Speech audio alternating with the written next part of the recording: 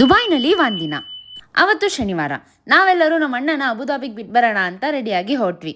ಹೋದ ತಕ್ಷಣ ಟೀ ಜೊತೆ ವೆಲ್ಕಮ್ ಮಾಡಿದ್ ಯಾರು ಅಂತಿದ್ದೀರಾ? ಯಾರು ಅಲ್ಲ ರೀ, ನಮ್ಮ ಅಣ್ಣನ ಫ್ರೆಂಡ್ ಮನೆ ಇದು. ಅವ್ರ ಮನೆಗೆ ಹೋಗ್ತೀವಿ, ಪಕ್ಕ ಮಿಸ್ಸೇ ಇಲ್ಲ. ಅಬುದಾಬಿಗೆ ಹೋಗೋದೇ ನಾವು ಅವ್ರ ಮನೆಗೆ ಹೋಗ್ಬೇಕು ಅಂತ. ಅದ್ರಲ್ಲೂ ಈ ಕ್ಯೂಟಿ ಪೈನ ನೋಡೋಕೆ ಫಸ್ಟ್ ರೆಡಿ ಇರ್ತೀವಿ. ಕ್ಯೂಟಿ ಪೈ ಅವಳು ನಮಗೆ ಸರ್ವ್ ಮಾಡಿ ನಮ್ಮ ಜೊತೆ ಅವಳು ಟೀ ಕುಡಿಬೇಕು ಅಂತ ಹಠ ಮಾಡಿ ಟೀ ಕುಡಿತಾ ಇದ್ಲು. ಅದಾದ್ಮೇಲೆ ನಮಗೆ ಎಂಟರ್ಟೈನ್ಮೆಂಟ್ ಶುರು ಆಯ್ತು ನೋಡಿ. ಅವಳು ಕಾರ್ ಓಡ್ಸೋದ್ ತೋರ್ಸಿದ್ಲು. ಆಮೇಲೆ ಅವಳಿಗೆ ಇಷ್ಟ ಆಗೋ ಸಾಂಗ್ಸ್ನ ಹಾಕಿ ಡ್ಯಾನ್ಸ್ ಮಾಡೋದಂಗೆ ಅಂತ ಡ್ಯಾನ್ಸ್ ಕೂಡ ಹೇಳ್ಕೊಟ್ಲು ನನಗೆ. ಅವಳು ಹೇಳ್ಕೊಟ್ಟಿದ್ದ 2 ಸ್ಟೆಪ್ಸ್ ನನಗೆ ಇವಾಗ ಕೂಡ ನೆನಪಿದೆ. ದೇಶ ಬಿಟ್ಟು ದೇಶಕ್ಕೆ ಬಂದಿರೋ ನಮ್ಗಳಿಗೆ ಇಲ್ಲಿ ನೆಂಟ್ರು ಮನೆ ಅಂತೆಲ್ಲ ಇರೋದಿಲ್ಲ.